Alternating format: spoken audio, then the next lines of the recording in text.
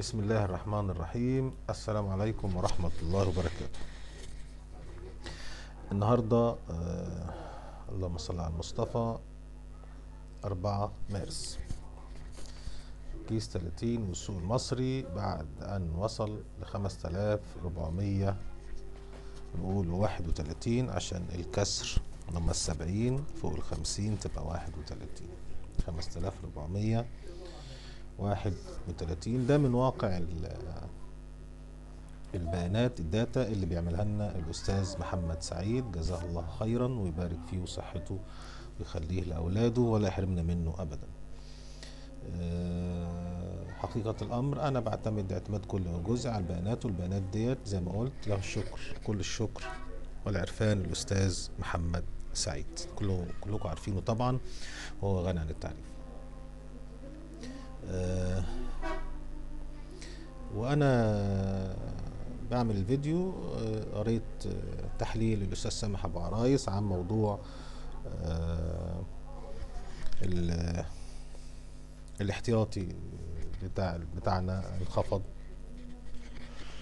وهو بيقول انه الوتيرة بتاعت الانخفاض هي مبشرة، لان هو كده نعتبر وصلنا قريبين قوي للكعان بالنسبة للاحتياطي المركزي بتاعنا، اللي هو كل شهر كنا بننزل حوالي 2 مليار، او الاحتياطي بتاعنا بين 2 مليار. النهارده بيقول اللي طلع النهارده الانخفاض حوالي 600 وشويه، ما وصلش للمليار، وده معناته مبشر، لانه مش بنفس سرعه الوتيره، ولكنه تباطأ في ال في الانخفاض يعني، وده علامه مبشره. طيب نرجع تاني لكيس 30. عايزين نقول نلاحظ معانا كده كيس 30 بالشكل ده، انا عامله على الويكلي، ما حدش ليه علاقه بالخط خطوط الترند اللي انا شاددها دي خالص. لو احنا جينا نقول لما جينا بعد النزله ديت اللي كانت في 6/1، كانت البدايه في النزول يوم 16 يناير قبل الثوره اللي هي ثوره 25 يناير. كان عامل 7245، ثم هبط لحدود 4794، ثم صعد وعمل 5000، 3 ستات، ربنا يكفينا شر الستات. من هنا خد وتيرة نزول. كان يجب علينا بعد اول ما نلاقي ان ابتدى ينزل ينزل ينزل وهيكسر المنطقة دي، كان يجب علي انا شخصيا ان انا اروح اعمل اخد ال 5066 على اللغة بتاعتنا، وانتوا طبعا عارفينها، بتقول ان جبت ال 5000 3 ستات، واقول له احنا طبعا زي ما اتفقنا عندنا التريد الثالث والتريد الثاني كسرهم يبقى خروج، وانتظار للتريد الاولاني ان كسروا يبقى خروج نهائي. احنا قلنا تخفيف ثم خروج. طيب بص كده المنظر معانا، ادي ال 5666 اللي هي هنا ديت 5000، الهاي بتاعنا 666، خدناها حطيناها في النجاتية. قال لي كسر التريد الثالث والثاني تخفيف ثم كسر التريد الاولاني، قلنا خروج نهائي خالص. ودي قاعدة احنا شغالين بيها، اللي هي التاني والتالت في التريدات دول الحذر بتاعنا، ونخلي معانا حتة كده صغيرة او حاجة ما يبقاش يعني بالنسبة للناس اللي هي خسرانة او المضاربين او اللي كسبانين عموما للتريد الاولاني. من التريد الاولاني ده بيبقى خروج نهائي، لانه هينزل يروح لحدود دنيوية، وفي الحالة دي المفروض ان هو يطلع تاني يكمل صعود، لو ارتد من دي او ديت يطلع لحدود 5439. طيب تعال نشوف هو لما طلع هنا عمل ايه. طلع كمل نزول حاجة بسيطة 5263، ما قدرش يكمل وده نفس اللي احنا شارحينه في الذهب، ما قدرش يكمل على التريد الرابع او يوصل ليه، ثم استكمل هبوطه، وقف عند 418 وعرض شوية، طلع لحدود 4755، وصل هنا يعني يعتبر برضو ما قدرش، فهينزل تاني على التريد التاني. نزل لحدود 3951، ارتد مرة أخرى طلع حدود 4455 أو 70، 4470 برضو طلع هنا فوقيها، لكنه ما قدرش يوصل للتريد الثالث، فبالتالي برضو هيكسر وهينزل إلى أن وصل لحدود دنيوية وهي 3600 هنا، ثم عمل 3578 زي ما احنا شايفينها. طيب ال 3578 هو ما قربش للتريد الاولاني خالص ولا كسره وارتد منه. طبعا معنى انه ارتد منه لازم يطلع يجرب على التريد الرابع، والمفروض ان يثبت فوقيه ويكمل عشان نشوف على اقل التقدير 7.5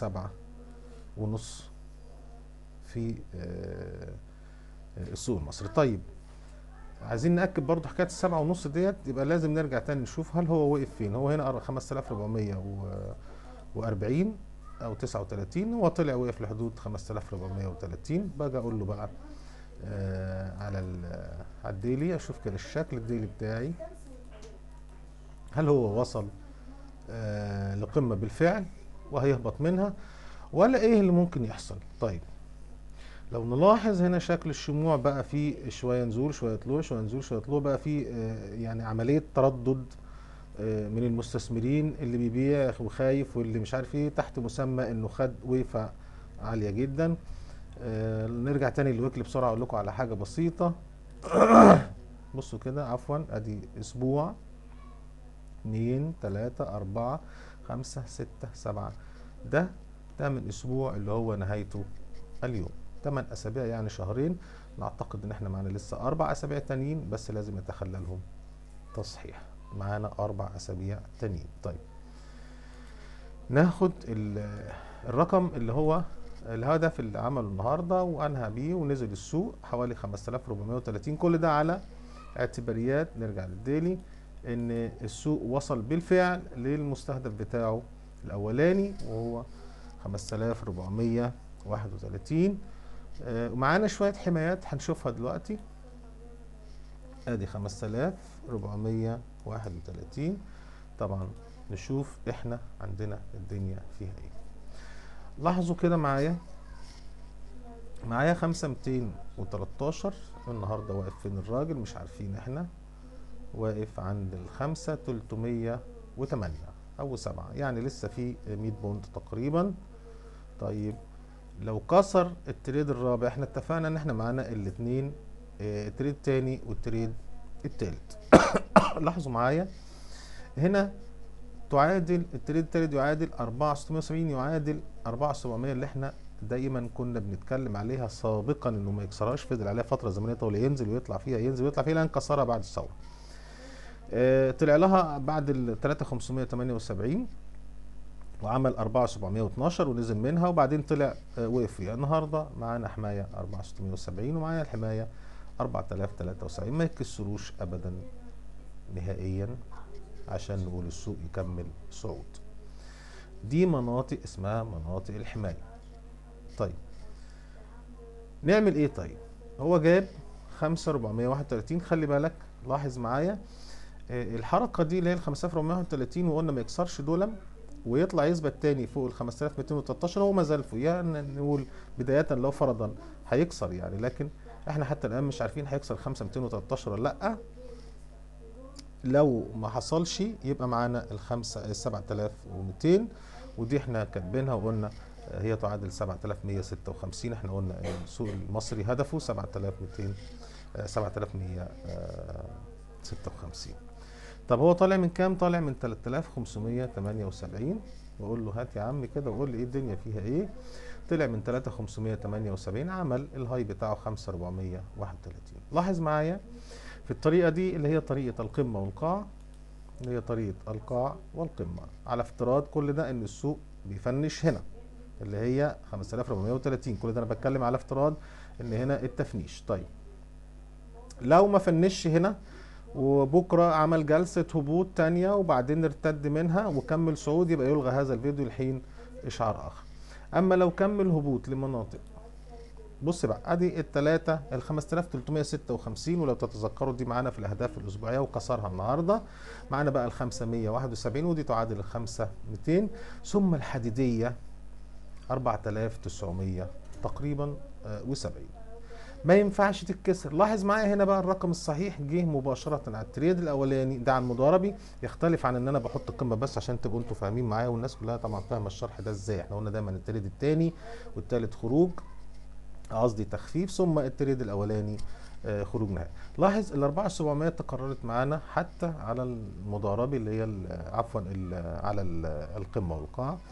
يبقى انا الحمايه على يحافظ لي على انه يكمل صعود هي الحدود القصوى 4700، ولكن ان شاء الله باذن الله معانا منطقتين حمايه 571 4970 المنطقتين دول. في حال ان هو ينزل هنا ويطلع يجرب تاني على التريد الثالث الرابع ويخترق ويثبت فيه، يبقى هنا بقى ما بقولش معايا الهدف الاولاني، لا ده انا بقول معايا الهدف الثالث اللي احنا عاملين قمه موقع برضه 7284، يعني 7300 هي تعادل نفس منطقه ال 7200 اللي احنا قلنا عليها. طيب في بقى ناس يعني بتحب ان هي بسرعه تخلص وتقول لك لا انا فلوسي تبات في جيبي وحاجات كده ما استناش، وليه استنى واغامر ويعني وكل واحد وليه طريقه. فاحنا هنا عملنا على موجه طويله.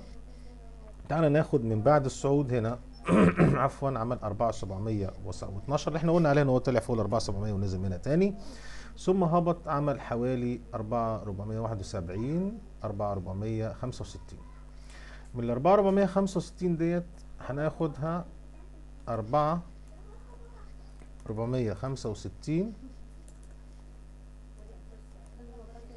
واقول له تعالى كده قول لي احنا هنعمل ايه وايه اللي ممكن يحصل بالنسبه على المدى اللي انا بشتغل فيه القصير قوي دوت، المنطقه الصغيره خالص ديت اللي هي من ديت للقمه دي. هي مش صغيره قوي ولكن مش بالمقاس الشكل لا يعني انا واخد نص الموجه تقريبا واشتغلت عليها. بيقول لي هنا معايا حمايه ال 5054 حدها الاقصى 4950، دول حمايتي، دول حمايتي 5054 4950. في الحاله دي يبقى معايا 6400 6800 تمام كده. طيب واحد بقى اللي هو قلبه يعني لا يا عم انا مش هنتظر الليله دي كلها، ده انا عايز اخلص بدري بقى خالص يعني، او هو باع يوم الخميس او باع النهارده، يجب عليه التصرف ازاي. تعال نشوف معانا كده هنا القاع بتاعنا 4926 وقمتنا زي ما هي مش هنغيرها، يبقى قاعنا 4926 من طلوع لنزول هنا، واخد بال حضرتك ادي المنظر من هنا من القاعدة 4926 صعد. طب تعال ناخد الحتة الصغيرة ديت اللي هي 4926. ده الراجل اللي عايز يطير ملوش دعوة بقى، الراجل اللي عايز يطير ده ما بيستناش، ده أول ما بيشوف الأربعة ال 5110 ثم ال 5360 ثم ال 5304 دي انتهت بيخرج من السوق. في حين ان انا اقدر اقول له لا اصبر معاك لحد ال 5094 ثم ال 5050. اذا دي تعادل الطريقه الثانيه اللي احنا لسه شغالين عليها قبل دي سابقا، وهي برضو منطقه ال 5050، ولكن هو على سرعان بيقول لك وانا ايه اللي يخليني استنى، ده راجل بيضارب بقى طالع ونازل، او ما بلاقي ال 5300 اتكسرت او ال 5305 بيروح خارج من السوق. طب هو السوق النهارده يعتبر واقف لحدود 5307 و8، يعني نفس التريد اللي هو التاني ده لما يتكسر بكره طبعا بالتاكيد هيخرج، وممكن يكون في خروج لناس كتير بكره ان السوق كمل نزوله. في الحاله دي يبقى احنا معانا حدودنا القصوى احنا قلنا 5094 5050 وشويه فلتره اللي هي المنطقه دي. كسر القاعده فعلا بيبقى خروج بالنسبه بقى للراجل اللي هو مش متسرع قوي. تمام. طب وفي الحاله دي هدفنا هيبقى فين؟ هدفنا يرتفع يرجع تاني 6400 ثم 6700، ومعانا ال 7200 ظهرت تاني وهي الحد الثالث هنا اهو. نقول الله ولي التوفيق. عفوا. الحمد لله رب العالمين. بكده نبقى عملنا كيس 30 سريعا. لا ننسى ان شاء الله باذن الله ان كان لنا سهرة او غيره من السهرات ان شاء الله، ربما يكون اليوم، الله اعلم. ده المنظر العام بتاع كيس 30، واحنا شرحنا المنطقة دي كلها وشرحنا العودة لهنا لما قلنا كان هدفنا 7700. ونذكركم بالسبعة 693 بعد الأزمة العالمية، وعمل 380 وصعد ليها، وكان ده الهدف اللي احنا حطيناه في المنتدى. وبرضه رجعنا قلنا ال 4700. لو تلاحظوا 4692 وهو وقف عند 5430، ما قدرش يكمل ال 5770. يبقى هو بيلعب في المنطقتين دول، بيلعب ما بين ال 4700 وال 5700، يعني بيلعب ما بين ال 4700 وال 5700. مش شرط يروح لل 4700، زي ما هو ما كانش شرط انه يروح لل 4700 من اول مره. يعني ما حدش بيطلع يجري وينزل كده على طول، لا بيطلع على طول ولا بينزل على طول. لازم في اخذ نفس، لازم شويه هدوء. فانا اعتقد ان شاء الله الفتره اللي جايه انه مش هيكسر باذن الله، وهياخد منطقه تعريضيه، ممكن يشتغل في حيز ما بين ال 4900 وشويه او ال 5000 فلات، 500 550 55. المنطقه ديت اللي هي تعتقد المنطقه دي ممكن يعرض فيها شويه ويطلع منها يكمل صعود ان شاء الله باذن الله. والله اعلم، والسلام عليكم ورحمه الله وبركاته.